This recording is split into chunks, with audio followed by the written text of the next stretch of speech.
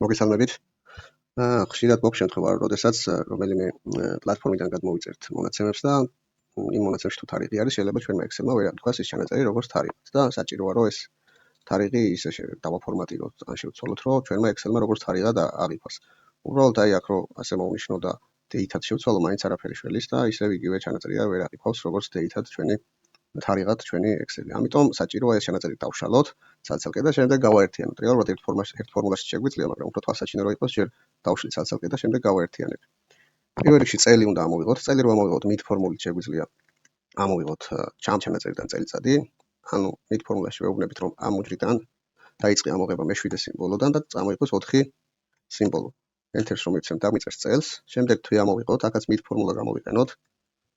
აქ ვეუბნებით, რომ ამ ჩანაწერიდან წამოიღოს უკვე მე-4 სიმბოლოდან დაიწყოს წამოღება და წამოიღოს ორი ჩანაწერი და წამოიღოს მხოლოდ თვეს და დღის ამოსაღებად გამოვიყენოთ left ფორმულა, სადაც ვეუბნებით, რომ ამ ჩანაწერიდან წამოიღოს ორი სიმბოლო მარცხნიდან. და წამოიღოთ დაგვიშალა თარიღები, ცალკე წელი, ცალკე თვე, ცალკე დღე. და შეგვიძლია უკვე date ფორმულით გავაერთიანოთ ეს მონაცემები. date ფორმულაში ჯერ წელს ვთითებთ, მძიმე, შემდეგ თვეს და შემდეგ რიცხვს.